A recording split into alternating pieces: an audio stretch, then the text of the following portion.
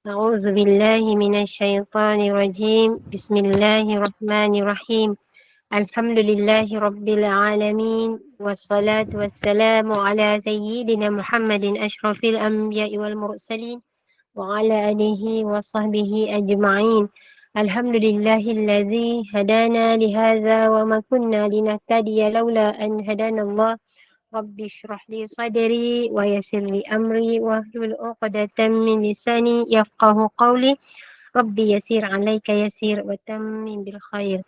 Assalamualaikum warahmatullahi wabarakatuh. Ahlan wa sahlan yang berbahagia Al-Fadil Imam Muhammad Farid bin Syari kerana sudi bersama-sama dengan Kemenur Iman dalam kuliah asar hari ini bagi menyambung kitab Al-Wafi Syarah Hadis 40 Imam Nawawi yang saya kasihi staf pentadbiran Kemenur Iman yang dirahmati lagi dikasihi oleh Allah Subhanahu Wa Taala para jemaah, sahabat-sahabat pencinta ilmu, pencinta Al-Quran yang sentiasa istiqamah berada di dalam halaqah ilmu. Alhamdulillah.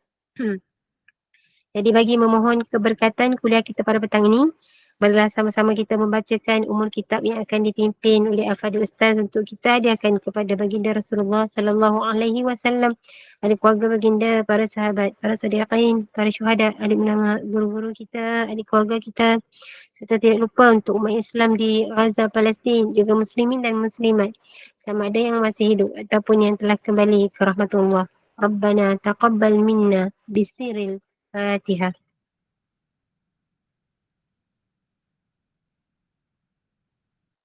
أعوذ بالله من الشيطان الرجيم بسم الله الرحمن الرحيم الحمد لله رب العالمين الرحمن الرحيم مالك يوم الدين إياك نعبد وإياك نستعين اهدنا الصراط المستقيم صراط الذين أنعمت عليهم غير المغضوب عليهم ولا الضالين آمين. Amin, amin, amin ya Rabbal Alamin. Hari ini bagi menyambung hadis yang ke-23, insyaAllah saya dengan penuh ta'zim menyerahkan kepada Al-Fadhil Ustaz. Falyatafaddal mashkur. Terima kasih pengerusi majlis. Assalamualaikum warahmatullahi taala wabarakatuh. الحمد لله نحمده ونستعينه ونستغفره ونؤمن به ونتوكل عليه ونعوذ بالله من شرور أنفسنا ومن سيئات أعمالنا من يهده الله فلا مضل له ومن يضلل فلا هادي له أشهد أن لا إله إلا الله وحده لا شريك له وأشهد أن سيدنا محمدا عبده ورسوله اللهم صل وسلم وبارك على سيدنا محمد وعلى آله وصحبه أجمعين.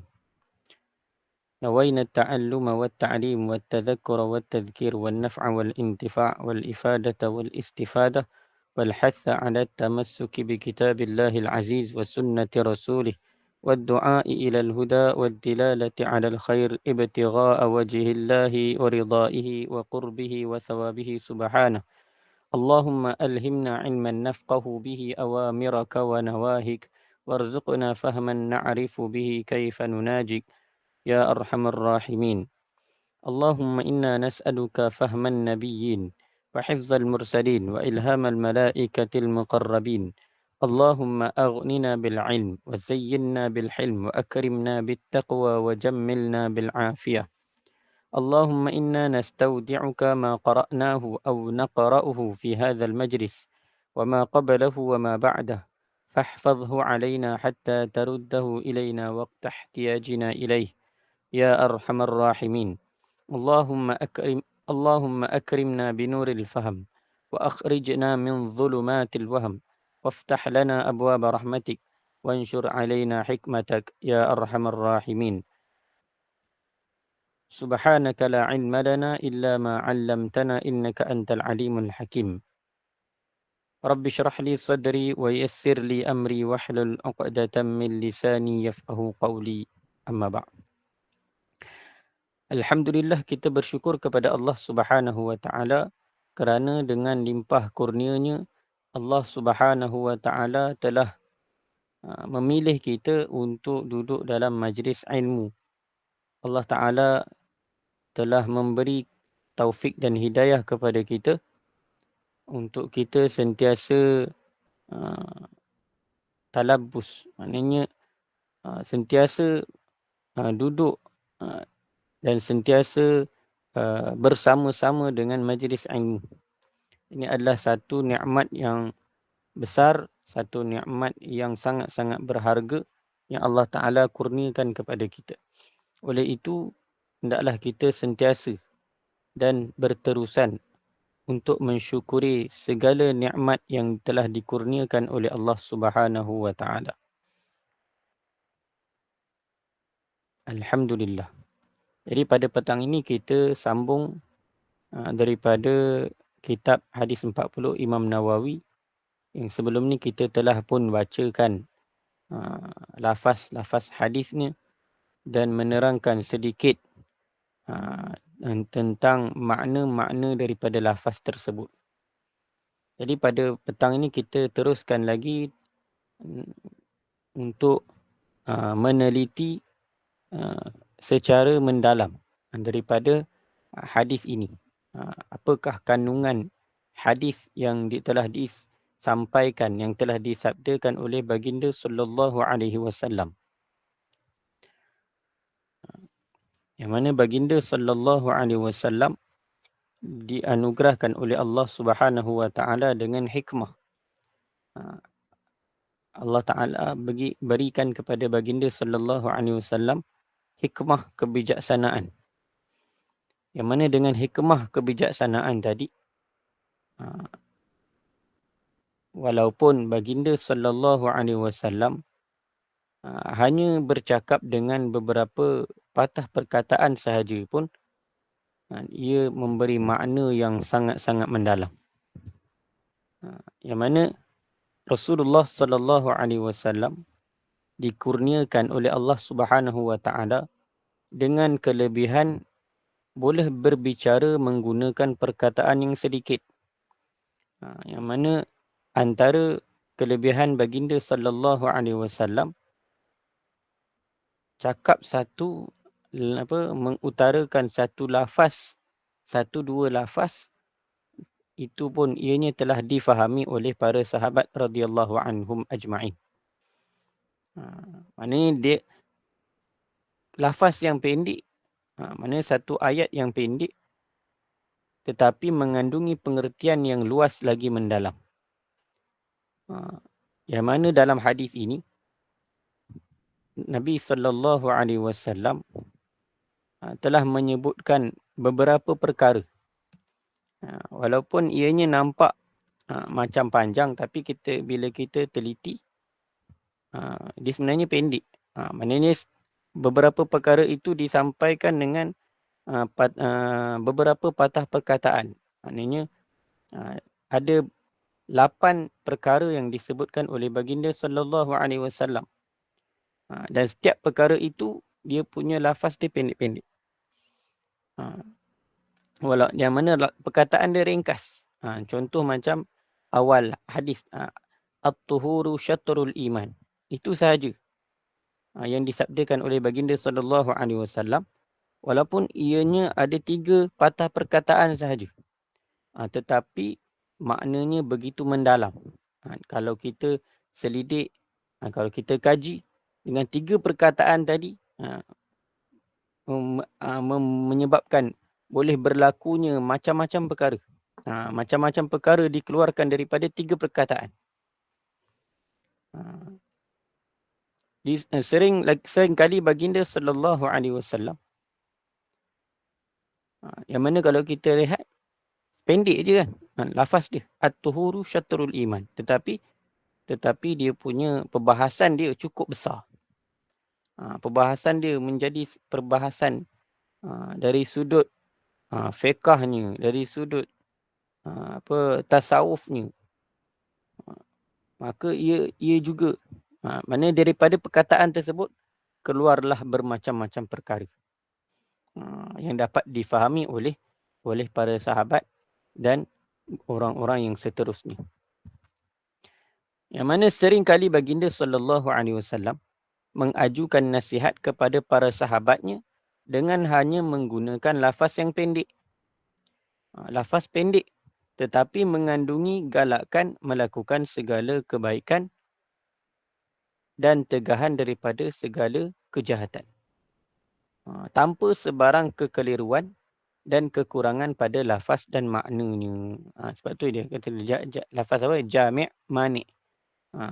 Yang mana sahabat radhiyallahu anhum, walaupun perkataan yang disebut oleh baginda sallallahu alaihi wasallam itu lafaz-lafaz yang pendek, tapi sahabat memahami setiap daripada nasihat-nasihat Nabi sallallahu alaihi wasallam. Yang mana apa yang mereka faham bahawa setiap lafaz tadi ada galakan melakukan segala kebaikan. Dalam lafaz tadi ada perintah.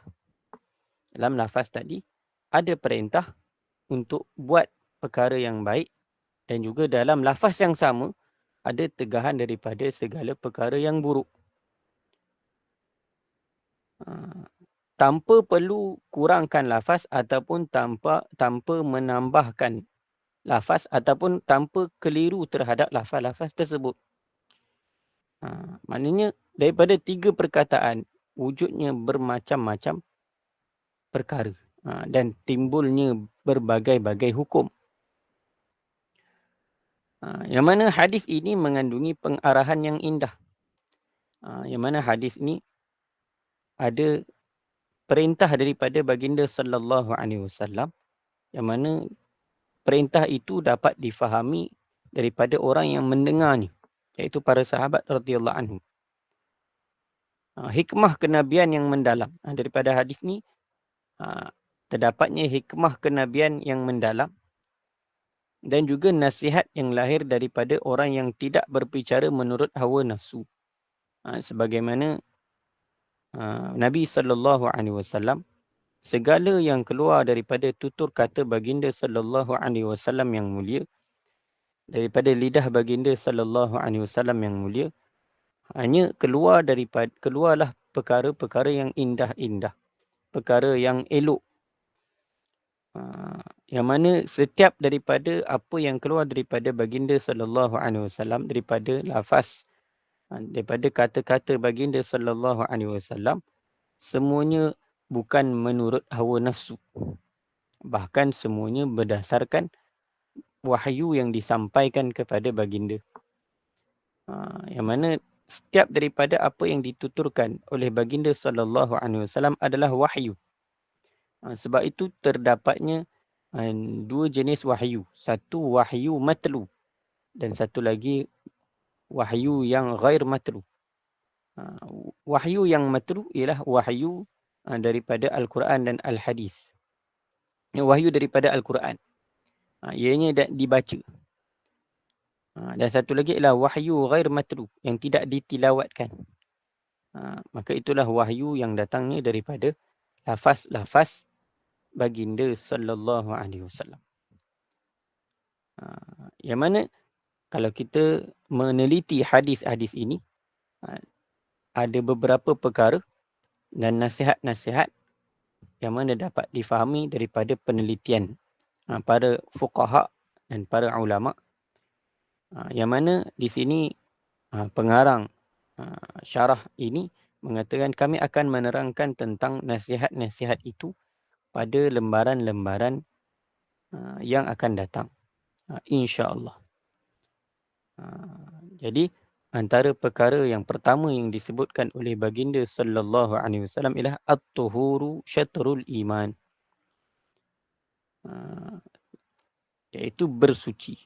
Maknanya di sini baginda sallallahu alaihi wasallam pertamanya menyebut tentang bersuci. Yang mana bersuci adalah syarat sah ibadat. Yang mana bersuci ini adalah syarat sah ibadat. Di mana bersuci ataupun taharah ialah satu proses untuk membersihkan diri, sama ada membersihkan diri itu dari segi zahirnya, secara fizikalnya, dan juga membersihkan diri dari sudut rohani. Mana dari sudut fizikal, ialah dalam ibadat perlu suci zahir dan batin. Iaitu kalau dari sudut zahirnya mesti suci daripada hadas dan mesti suci daripada najis. Dan dari sudut spiritual, dari sudut rohani, dari sudut batin, maka untuk ibadat tadi diterima diterima oleh Allah Subhanahu Wa Taala, mestilah ibadat tadi kosong daripada syirik. Mesti dalam ibadat tidak ada sesuatu pun yang menyekutukan Allah Subhanahu Wa Taala. Maksudnya dalam ibadat kita tidak ada riak, tidak ada ujub, tidak ada sum'ah, takabur dan sebagainya. Bahkan dalam ibadat kita hanya ada tauhid kepada Allah Subhanahu Wa Taala. Dalam ibadat ini buat sesuatu hanya untuk dapatkan redha Allah Subhanahu Wa Taala, untuk dapatkan segala-galanya daripada Allah Subhanahu Wa Taala. Itu dari sudut batinnya. Barulah ibadat kita diterima oleh Allah Subhanahu Wa Taala. Diterima dengan sempurna. Jadi ibadat yang dalamnya ada syirik, ianya tidak akan diterima oleh Allah Subhanahu Wa Taala. Dan juga bersuci juga adalah tanda kepada kecintaan Allah Subhanahu Wa Taala. Iaitu apa? Iaitu bukan sekadar untuk jalankan ibadat semata-mata. Bahkan seseorang itu apabila dia bersuci, maka dia bersuci itu adalah tanda cinta dia kepada Allah Ta'ala. Iaitu apabila dia nak menghadap Allah Subhanahu Wa Taala, nak menunjukkan dia betapa sayangnya, betapa cintanya kepada Allah Ta'ala, maka dia akan datang kepada Allah dalam keadaan yang suci, dalam keadaan bersih. Dia tak akan datang dalam keadaan hatinya kotor, dalam keadaan fizikalnya kotor.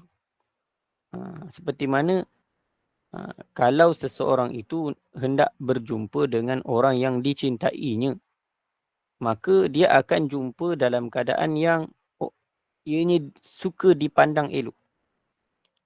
Maknanya kalau kata kita nak jumpa satu orang yang kita suka, dan orang tu akan suka pada kita, mesti kita akan berhias sebaik mungkin, supaya orang tu pandang kita, orang tu rasa nak dekat dengan kita. Tapi kalaulah kita tidak bersuci, maknanya contoh kita tidak mencantikkan, membersihkan diri kita. Jadi orang yang kita suka kat orang tu tapi kita tak buat sebagaimana yang sepatutnya, maka orang yang kita suka tu akan menjauh daripada kita. Maka begitulah juga mana kita bersuci, yang kita menyucikan diri kita zahir dan batin ini, ketika mana nak datang kepada ibadat, itu menunjukkan kita ni cinta kepada Allah Subhanahu Wa Taala. Yang mana Rasulullah sallallahu alaihi wasallam telah jelaskan, iaitu penjelasan ini untuk berikan ketenangan kepada orang Islam. Iaitu apa? Bahawa bersuci terhadap badan dan pakaian yang dilakukan oleh seorang mukmin sebagai persediaan untuk bermunajat kepadanya, kepada Tuhannya, iaitu kepada Allah Subhanahu Wa Taala. Maksudnya perbuatan itu adalah hasil yang nyata daripada kesan iman. Maknanya menunjukkan dia itu beriman kepada Allah. Apabila dia nak bermunajat kepada Allah Ta'ala, maka dia akan bersihkan diri dia dan bersihkan pakaian dia. Maknanya dia membersihkan diri dan pakaiannya itu adalah disebabkan kesan cinta dia kepada Allah. Ialah hasil daripada keimanan dia kepada Allah. Kalaulah dia itu tidak ada imannya kepada Allah, maka dia tidak akan bersuci. Maka dia tidak akan berusaha untuk bersihkan diri dia. Bila satu orang tadi dia usaha untuk berhias sebaik mungkin untuk bermunajat kepada Allah Ta'ala, maknanya dia membersihkan diri, pakai pakaian yang elok-elok, pakai pakaian yang menunjukkan dia ni adalah hamba Allah Subhanahu Wa Ta'ala. Maka itu adalah disebabkan iman dia. Ini kerana perbuatannya itu merupakan pengisytiharan bahawa dia mematuhi perintah dan menyahut seruan Tuhannya yang berfirman, Ya ayyuhan nasu'budu rabbakumul ladzi khalaqakum. Iaitu apa? Apabila seseorang mukmin bersuci pada badan dan pakaiannya supaya dia dapat bersedia menghadap Tuhannya, maka perbuatan itu sebenarnya adalah kesan yang terhasil daripada imannya sendiri. Yang mana dengan kesan tersebut, dia akan buat perbuatan tersebut. Maka dan dia buat perbuatan tersebut disebabkan cinta kepada Allah Subhanahu Wa Taala. Apabila cinta itu hadir, apabila cinta kepada Allah Ta'ala hadir dalam hati dia, maka dia akan sedia patuh segala perintah. Dan di antara perintahnya ialah untuk bersuci. Maka bila dalam hati ada cinta kepada Allah, maka akan datang sifat untuk dia sentiasa berusaha untuk bersihkan diri dia. Maknanya dalam dia akan usaha untuk patuh pada perintah Allah Ta'ala. Antara perintah Allah Ta'ala untuk bersihkan diri. Dan juga dia akan usaha untuk sedia untuk menyahut seruan Allah Subhanahu Wa Ta'ala. Di mana Allah Ta'ala berfirman, Ya ayyuhan nas, u'budu rabbakum. Wahai manusia, sembahlah oleh kamu akan Tuhan kamu, Allazi khalaqakum, yang telah menciptakan kamu. Ya ayyuhan nasu ubudu rabbakum. Iaitu hendaklah kamu beribadat kepada Tuhan kamu. Hendaklah kamu beribadat kepada Tuhan kamu. Maknanya manusia kat sini bila sebut ya ayyuhan nas, maka khitabnya itu bukan sekadar untuk orang Islam. Tapi Allah Ta'ala cakap, Allah Ta'ala menyeru seluruh manusia. Sama ada orang itu Islam ataupun orang itu bukan Islam. Allah Ta'ala berfirman kepada semua manusia. Jadi orang yang dalam hatinya ada iman, maka dia akan sahut seruan ini. Tapi dalam hatinya, kalau orang yang dalam hatinya tak ada iman, maka dia akan abaikan seruan ini. Kerana apa? Allah Ta'ala terangkan tentang 3 golongan. Ya ayuhan nasu ubudu rabbakumul ladzi khalaqakum walladzi, yang mana dalam surah ini dan surah Al-Baqarah ini Allah Ta'ala sebelum ini dah sebutkan 3 golongan. Yang pertama orang yang beriman. Yang kedua orang kafir. Dan yang ketiga orang munafik. Daripada awal surah Al-Baqarah sampailah ayat yang kedua 20. Sampai ayat yang ke-20 cerita tentang Allah Ta'ala sebut tentang 3 golongan.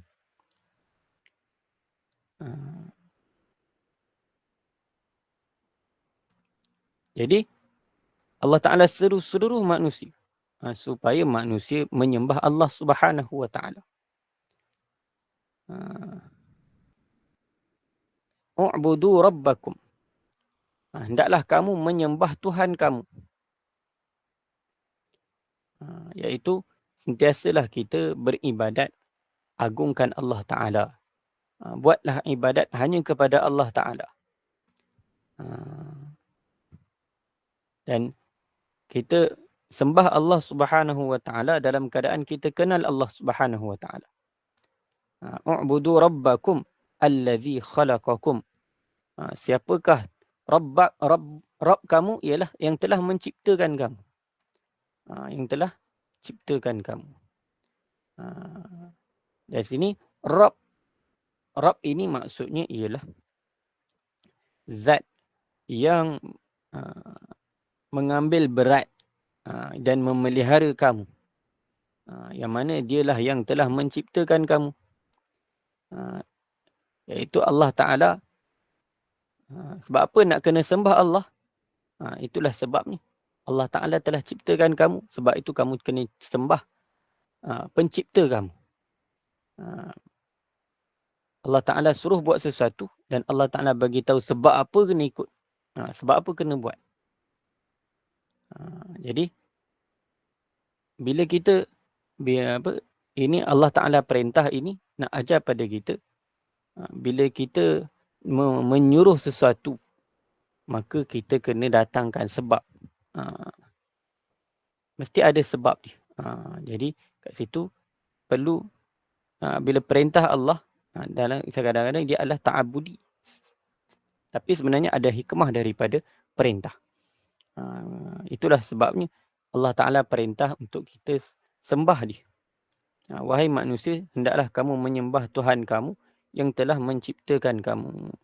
Apabila seseorang itu dia mengenali penciptanya, maka dia akan usaha untuk bermunajat kepada penciptanya. Maka orang yang dia berhajat kepada pencipta. Sesuatu makhluk akan berhajat kepada Khalik. Dan apabila dia mengenal Khaliknya, maka dia akan berusaha bersungguh-sungguh untuk menyukakan Khaliknya. Dia akan berusaha bersungguh-sungguh untuk menyahut seruan Khaliknya. Okay. Dan lagi satu, Allah Subhanahu Wa Taala berfirman. Ini adalah satu perintah juga. Satu perintah untuk sembah Allah Ta'ala. Dan apabila nak menyembah Allah Subhanahu Wa Taala, perlu dalam keadaan suci. Iaitu Allah Subhanahu Wa Taala perintah, ya ayyuhallazina amanu idza qumtum ilas salati faghsilu wujuhakum wa aydiyakum ilal marafiq wamsahu biru'usikum wa arjulakum ilal ka'bain wa in kuntum junuban fattahharu. Ayat ni ayat panjanglah cerita dia. Dalam surah Al-Maidah ayat 6. Jadi, dalam ayat ini Allah Subhanahu Wa Taala berfirman, wahai orang-orang yang beriman, idza qumtum ila salah, apabila kamu hendak mengerjakan salah, iaitu apabila kamu hendak mengerjakan salah dalam keadaan kamu berhadas kecil, dan kamu berhadas kecil, maka hendaklah kamu berwuduk. Faghsilu, maka hendaklah kamu berwuduk, iaitu macam mana cara berwuduk. Ini cara berwuduk ni Allah Subhanahu Wa Taala sendiri sebut. Allah Ta'ala ajar sendiri manusia bagaimana untuk bersuci. Faghsilu wujuhakum, hendaklah kamu membasuh wajah-wajah kamu. Jadi kat sini basuh muka. Faghsilu wujuhakum, iaitu anggota wuduk yang pertama yang perlu dibasuh ketika mana kita berwuduk ialah kita basuh muka kita. Dan yang dimaksudkan dengan wajah, seperti mana yang dalam perbincangan fiqh, wajah itu mana kita boleh rujuklah dalam kitab-kitab fiqh, iaitu faghsilu wujuhakum, iaitu anggota pertama yang perlu dibasuh adalah muka. Jadi walaupun disebut muka dahulu, di sini yang diberitahu adalah perkara yang wajib sahaja. Mana yang menjadi rukun, pertamanya wajah.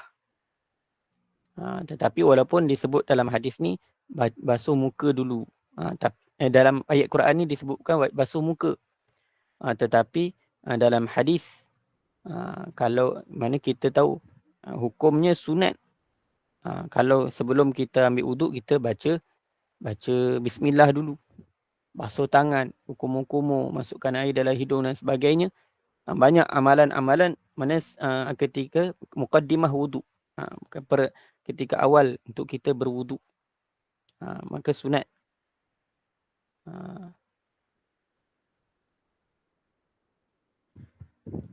Jadi membasuh muka. Yang kedua ialah membasuh tangan-tangan kamu sehingga ke siku. Wa aydiyakum ilal marafiq.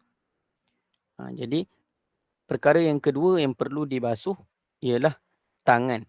Dan tangan itu sehingga marafiq, iaitu siku. Basuh tangan sampai ke siku. Daripada ayat ini dapat kita faham muka dan tangan hendaklah dibasuh. Sebab tu diguna lafaz faghsilu. Faghsilu, hendaklah kamu membasuh wajah-wajah kamu dan tangan-tangan kamu sehingga ke siku. Maknanya basuh guna air dan ada had. Maknanya kalau muka ada had muka. Dan kalau tangan ni had sampai mana kena basuh. Allah Ta'ala sebut ilal marafiq, sehingga ke siku. Dan di sini dalam kaedah ma la yatimmu bihil wajibu illa bihi fahuwa wajib. Sesuatu yang tidak sempurnalah bahagian yang wajib itu melainkan dengannya. Maka wajib juga untuk kita membasuh melebihinya. Oleh kerana tu kalau kita basuh tangan, walaupun disebutkan ilal marafiq, maknanya sampai ke siku. Maka siku tu, maknanya kalau lebih daripada siku sebenarnya tak masuk dalam basuhan tangan. Tetapi dia menjadi wajib juga kerana apa? Kerana kaedah tadi. Kaedah yang sesuatu mana tidak sempurna melainkan dengannya. Maknanya basuh siku tu tak akan sempurna basuhan siku melainkan dengan kena basuh. Maknanya sampai siku ni tak akan kena. Maknanya kena basuh lebih daripada siku. Maka membasuh lebih daripada siku itu adalah wajib juga. Maknanya mesti kena lebihkan sedikit dari sudut basuhan tangan tadi. Wa aydiyakum ilal marafiq. Kadang-kadang kalau kita ni bila kita nak berwuduk, maka kita hendaklah kita teliti dalam wuduk kita. Jangan kita ambil wuduk sekadar kita campak air ke muka sahaja. Bahkan perlu kita ratakan air. Mana kawasan had muka bagaimana, kena ratakan kawasan tersebut. Kalau ada bulu-bulu yang ada di kawasan tepi-tepi ni, maka boleh jadi dia termasuk dalam kawasan muka, wajib kena basuh. Maka mana kita kena ambil berat tentang basuhan tadi. Kerana apa? Kerana ia akan memberi kesan pada semayang kita. Kalau wuduk kita tak sempurna, kalau basuh muka tak sempurna, basuh tangan tak sempurna, tak menepati yang wajib, maka wuduk kita tak sah. Bila wuduk kita tak sah, maka solat kita juga pun tidak akan sah. Oleh kerana itu perlu ambil berat tentang basuhan muka dan tangan ini. Wamsahu biru'usikum. Iaitu hendaklah kamu menyapu kepala-kepala kamu. Maknanya sapu kepala. Maka kalau muka dengan tangan, perintahnya ialah faghsilu. Tapi kalau kepala, wamsahu biru'usikum. Maka kalau kepala, iaitu hanya disapu. Ada sapu macam mana? Sesuatu yang dikatakan sebagai menyebabkan basahnya rambut dan basahnya kepala, maka itu sudah memadai. Maknanya kalau kata ambil air basahkan, terus letak kat rambut. Maknanya itu pun sudah, maknanya menyampaikan basahan ke rambut itu juga telah menyebabkan memadai, dikatakan masah. Wamsahu biru'usikum, itu yang wajib. Dan dalam mazhab Syafi'i wajib sapu sebahagian sahaja daripada kepala. Tetapi dalam mazhab Hanafi wajib kena sapu keseluruhan kepala. Sebab apa? Sebab dalam Al-Quran disebut wamsahu biru'usikum. Dia tidak sebut wamsahu ba'da ru'usikum. sebahagian kepala kamu. Sebab tu dalam mazhab Hanafi wajib basuh semua. Tetapi dalam mazhab Syafi'i, sapu itu memadai pada kawasan yang memadai pada kawasan yang kita kata dia adalah kepala. Maknanya sapu mana-mana bahagian kepala pun, yang mana dia masih lagi dalam had kepala, maka sapuan itu sah.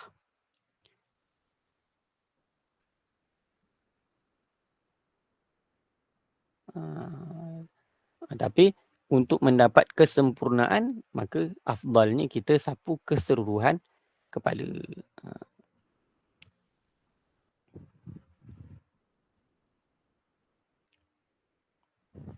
Okay. Wa arjulakum. Kat sini ada perbezaan. Wa arjulakum ilal ka'bain. Okay, dari sini wa arjulakum dia baris atas. Nak menunjukkan apa? Nak menunjukkan sebenarnya ada dua qiraat. Ada qiraat baca wa arjulikum, ada qiraat baca wa arjulakum. Tetapi dalam qiraat Hafs an Asim, sama ada Tariq Syatibi ke Tariq Jazari ke, akan baca wa arjulakum, baca baris atas. Maka dia adalah disamakan hukumnya dengan basuhan muka dan tangan. Kat sini tentang kaki ni dia ada perbincangan, ada perbahasan yang panjang.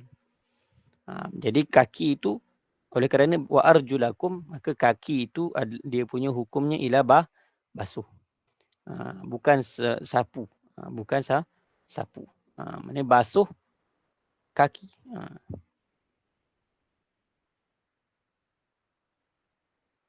Walaupun dari segi susunan ayat itu lepas pada bahagian sapu kepala. Tapi mana kaki itu hukumnya basuh juga, bukan sapu. Dia punya lafaz arjulakum, maka kembali dia punya hukum itu sama dengan hukum basuh muka dan tangan.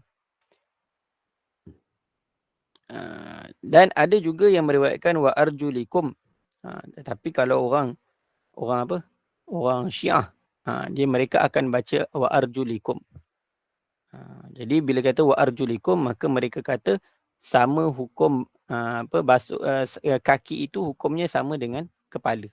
Jadi mereka hanya sapu je kaki mereka. Mereka tak akan basuh kaki. Bahkan jadi banyaklah mereka ini, mana ada fahaman mereka lainlah. Jadi kalau tapi kita juga boleh juga ambil qiraat yang baca baris bawah.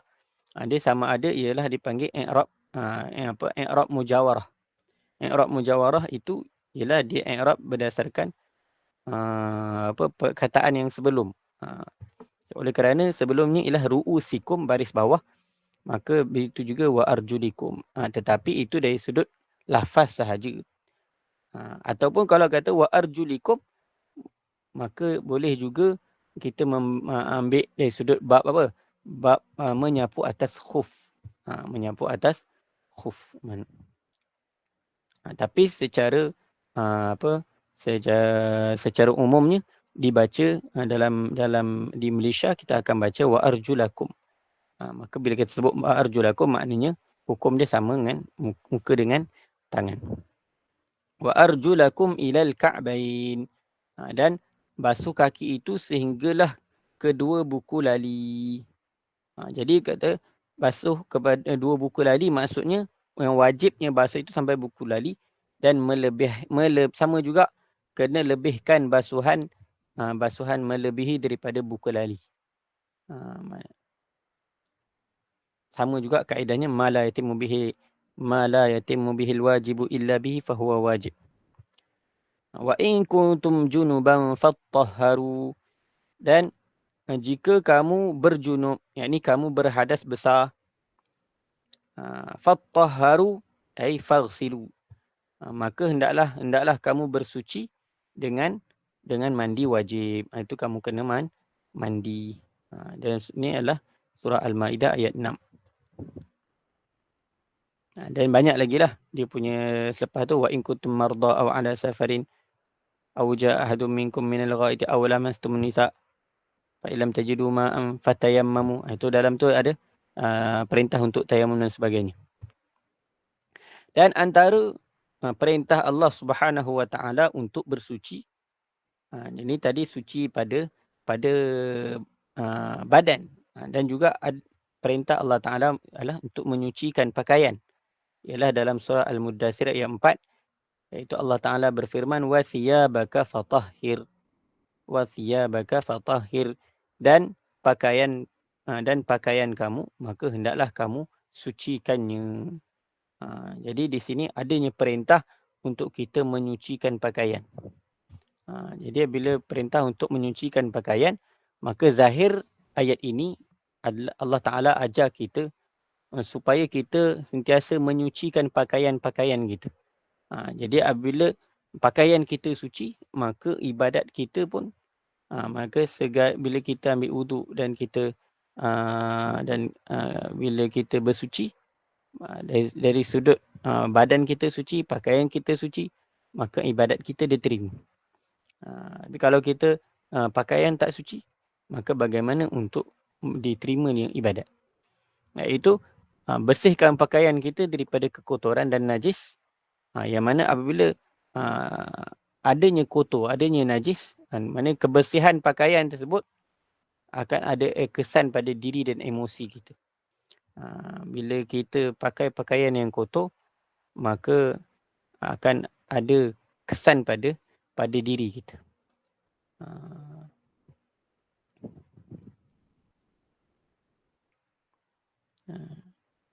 Lantaran itu dia sanggup bangun melaksanakannya dan menanggung kesusahan untuk berdiri di hadapan Allah Subhanahu Wa Taala dalam keadaan suci bersih.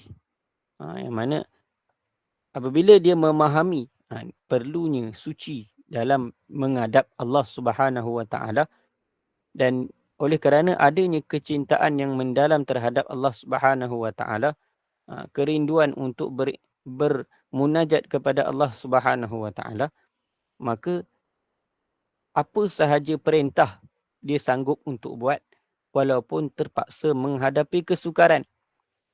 Contoh kalau orang yang berada dalam keadaan musim sejuk, yang mana dalam keadaan musim sejuk kadang-kadang nak ambil wuduk, air ni terlalu sejuk.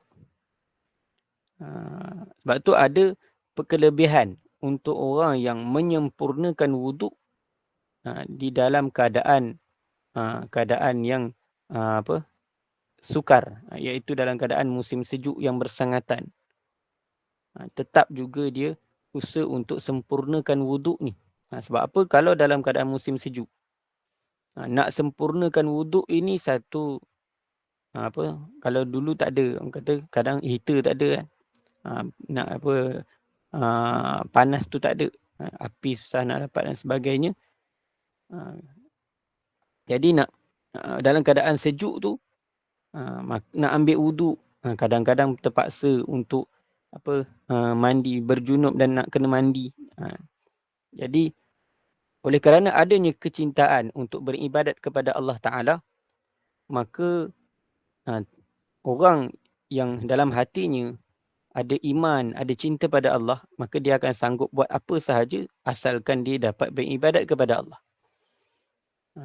Walaupun sukar, walaupun susah, maka dia akan sanggup laksanakan perintah tersebut. Supaya apa? Supaya dia menghadap Allah Ta'ala dalam keadaan diri dia bersih. Dalam hati dia bersih. Fizikalnya bersih. Ditambah dengan wangi bauannya. Dan sifatnya elok. Sebagaimana dia diciptakan oleh Allah Ta'ala dengan sebaik-baik keadaan. Yang mana Allah Ta'ala ciptakan manusia ini dengan rupa paras yang sangat-sangat elok. Ialah sebaik-baik kejadian. Laqad khalaqnal insana fi ahsani taqwim. Allah Ta'ala jadikan manusia ini sebaik-baik kejadian. Oleh kerana manusia, kita ni sebagai manusia sebaik-baik kejadian, maka kita kena usaha untuk menjadi sebaik-baik manusia di hadapan Allah Subhanahu Wa Ta'ala. Dengan keadaan suci, bersih, elok. Keadaan yang sedemikian menyebabkan dia layak untuk mendapat kasih sayang daripada Allah Subhanahu Wa Taala. Apabila orang tadi dia usaha untuk sucikan diri dia, maka dia Allah Taala akan suka dengan dia. Seperti mana Allah Taala berfirman, innallaha yuhibbut tawwabin wa yuhibbul mutatahhirin. Sesungguhnya Allah Taala mengasihi orang-orang yang banyak bertaubat. Orang yang dalam hatinya cinta pada Allah, maka dia akan sentiasa bertaubat, istighfar, akan memohon keampunan daripada Allah Subhanahu Wa Taala.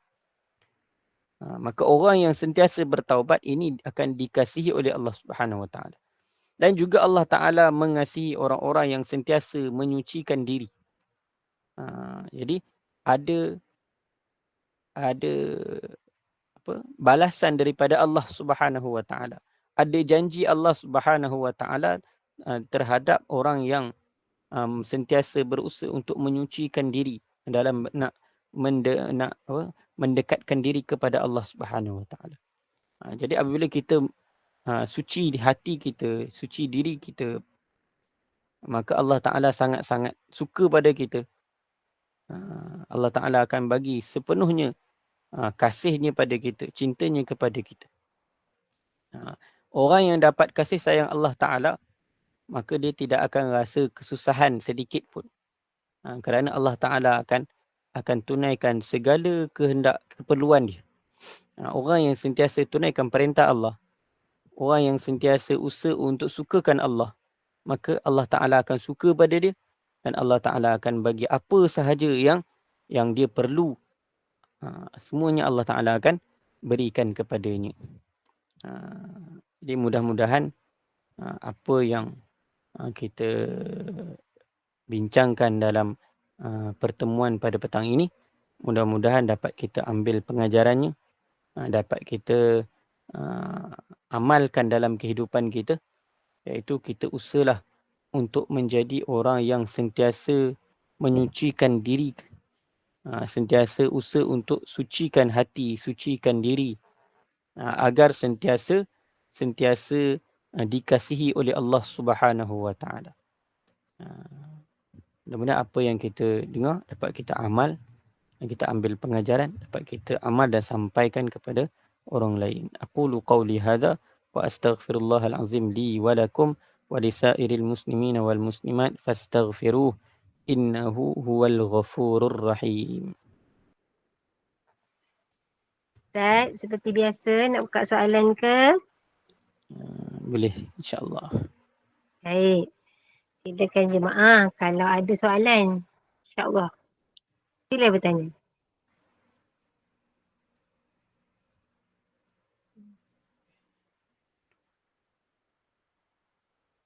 Kak Anis ada soalan, Kak Anis?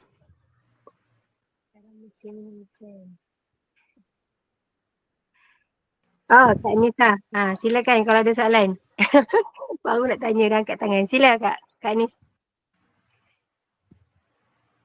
Kejap. Baru mau kat mic. Okey, baik. Alhamdulillah. Tadi nak tanya soalan, lepas tu terkeluar pula Intan. Mira. Allahuakbar. Tak apa. Boleh. Sila.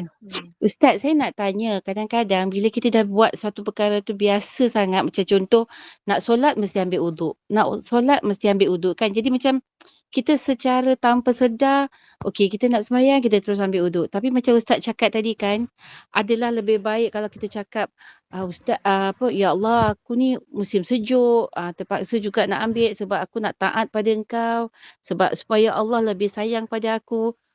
Maknanya itu lagi baik Ustaz. Sebab kadang-kadang kita buat suatu perkara tu tanpa niat yang bersungguh-sungguh. Kita rugilah macam tu kan Ustaz? Betul ke?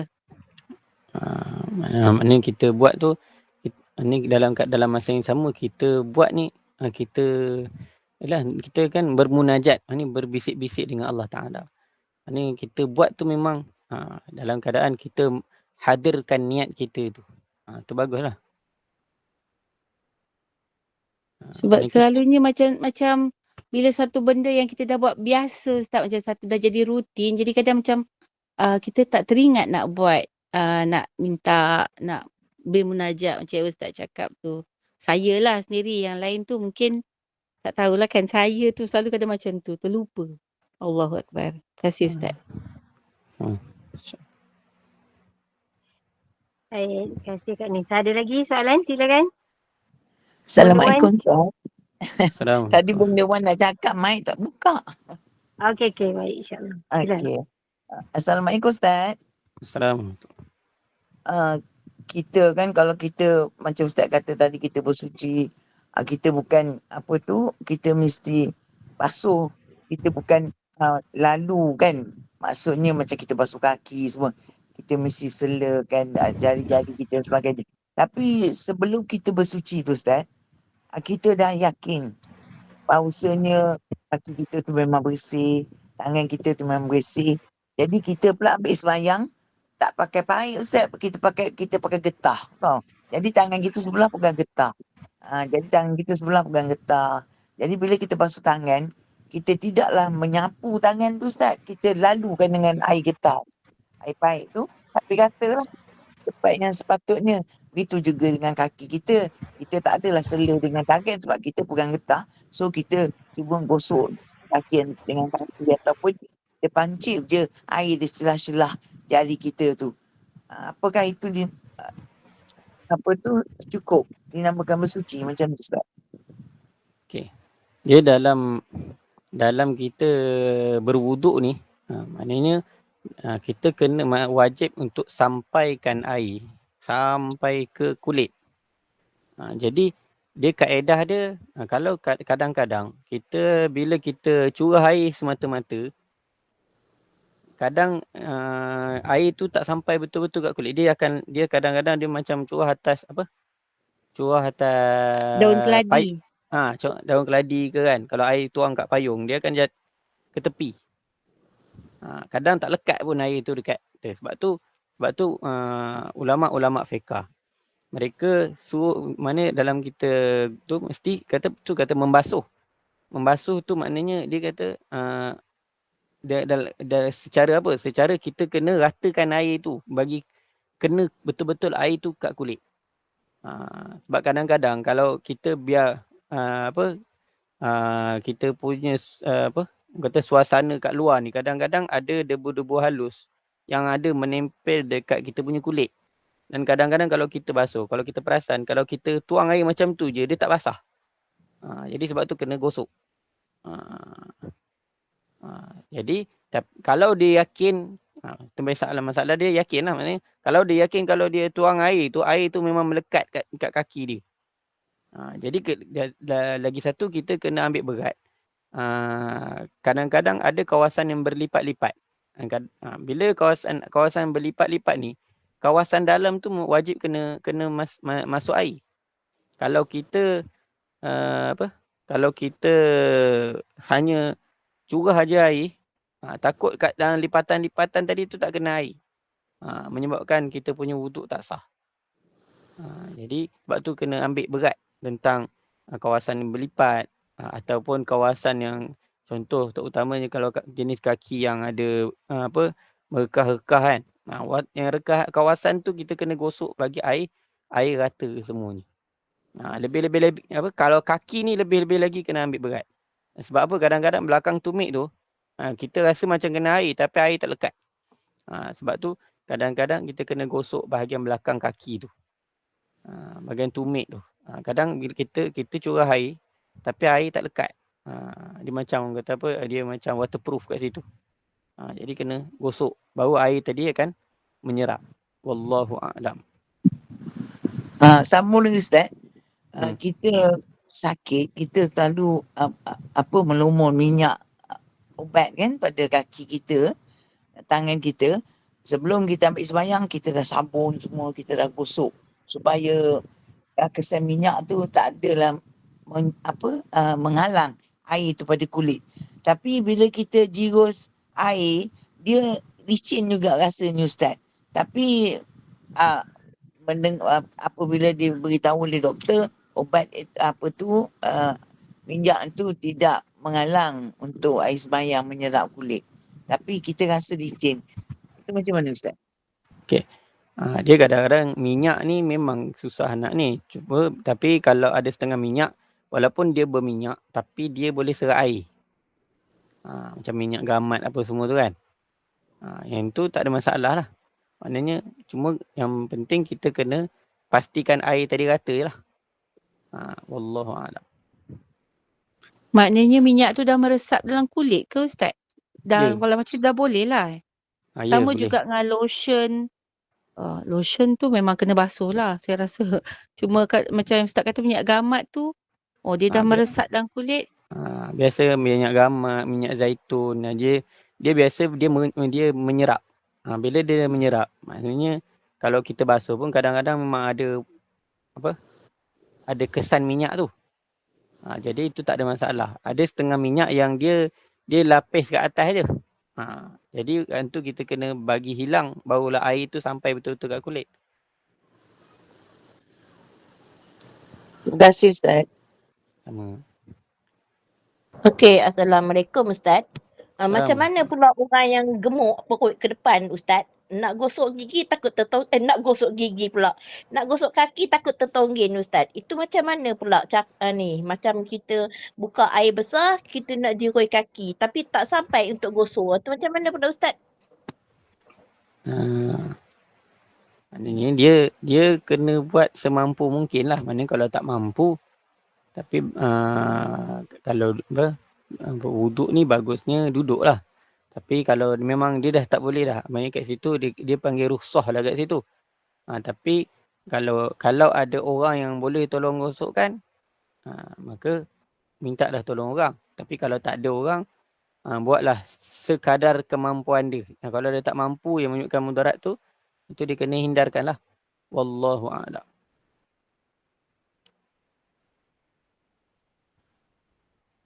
Masih ada lagi. Ni admin angkat tangan, silakan. Apa ini? Betul. Sorry Ustaz. Saya ingatkan bunda ada soalan. Baik, Masya Allah. Tabarakallah. Dekat chat tak ada soalan. Okey. Baik. Ada lagi? Kalau tak ada, kita tutup. InsyaAllah. Alhamdulillah. Kita masih lagi hadis yang ke-23 Ustaz Ya. InsyaAllah. Baik. Alhamdulillah. Barakallahu fiqh. Jazakumullah khairan jazak Ustaz di atas perkongsian. Mira, sorry. Kak Nis masuk lambat tadi. Baik, Saya dah banyak kali boleh. nak tanya. Ustaz, kalau macam kita mandi pagi kan sebaiknya kan kita kena basuh satu nama pun ghuslah kan mandi satu badan kan. Tapi kalau macam pagi kadang kita tak basuh rambut kan, tak basahkan rambut. Maknanya kalau macam tu macam mana kita punya situasi mandi tu? Diterima ke? Yang baik ke? Ustaz mungkin boleh explain sikit? Okey. Dia mandi tu mandi apa? Mandi yang harus. Mandi harus. Mana mandi harus ni dia tak wajib lah basuh kepala. Mandinya kalau tak basuh kepala tu tak ada masalah. Jadi cuma yang pentingnya wuduk tu sapu kepala. Tu je. Baik. Sebab saya pernah dengar ada seorang ustaz tu kata, dia kata nama pun mandi, Rasulullah tu dia kata menjirus basuh semua sekali lah termasuklah kepala dia kata. Kalau awak nak dapat pahala sunat, buatlah macam tu dia kata. Tapi sebab kita mengenangkan kalau macam waktu pagi kan kita macam tak semua tak mandi yang biasa je lah kan. Jadi selalu tak basuh kepala. Jadi maknanya tak dapat pahala sunat je lah ustaz. Dia Sama kalau juga kita kalau mandi sunat hari Jumaat. Mandi sunat hari Jumaat tu pun kena basah semua sekali ke macam mana? Okay. Kalau mandi sunat nak dapat pahala tu memang kena mandi keseluruhan lah. Macam mandi wajib tu baru dapat pahala sunat tu. Kalau mandi wajib memang wajib basuh semua. Tapi kalau sunat, kalau dia nak dapat pahala sunat tu memang seperti mana mandi yang wajib tu, maka macam itulah dia mandi. Tu baru dia akan dapat pahala sunat tu. Kalau mandi biasa tu tak ada masalah. Baik Ustaz, terima kasih. Sama. Okey Mira, selesai. InsyaAllah. Tabarakallah. Alhamdulillah. Mudah-mudahan kita sama-sama dapat manfaat daripada soalan-soalan yang ditanya tadi, insya-Allah. Mudah-mudahan barokah, mudah-mudahan Allah kurniakan limpah rahmat kepada kita. Terima kasih kepada tim Gembangan Iman, terima kasih yang bertanya. Terima kasih kepada sahabat-sahabat pencinta ilmu yang telah mengimarahkan kuliah pada petang ini. Ustaz, saya buat bahan kuliah ya. Kuliah kita untuk malam ini hanya satu saja kuliah pada maghrib nanti pukul 8 malam bersama dengan Al-Fadhil Ustaz Abdul Hadi bin Johari dengan kitab yang baru yang kita dah war-warkan sebelum ini, terjemahan Al-Qawlu Tam, insyaAllah. Jadi boleh bersama-sama dengan Gembangan Iman malam ni, dan kita tidak ada kuliah Isyak hari ini, kuliah bersama dengan Al-Fadhil Ustaz Muhammad Karul Fahmi ditangguhkan sebab Ustaz berada di luar kawasan dan masalah internet. Jadi kita jumpa malam nanti, insyaAllah. Saya mewakili Gembangan Iman memohon maaf sekiranya ada kata yang tersilap bicara, ada tutur yang tersilap atur, yang baik itu datang daripada Yang Maha Esa. Segala kekurangan, kesilapan, kekhilafan daripada saya yang bergelah hamba. Mohon sekali lagi Al-Fadhil Ustaz untuk menutup dengan tafsir kafarah dan surah Al-As. Saya sudahi dengan wabillahi taufiq wal hidayah. Wassalamualaikum warahmatullahi wabarakatuh. سبحانك اللهم وبحمدك أشهد أن لا إله إلا أنت أستغفرك وأتوب إليك. بسم الله الرحمن الرحيم والعصر إن الإنسان لفي خسر إلا الذين آمنوا وعملوا الصالحات وتواصوا بالحق وتواصوا بالصبر. السلام عليكم ورحمة الله وبركاته.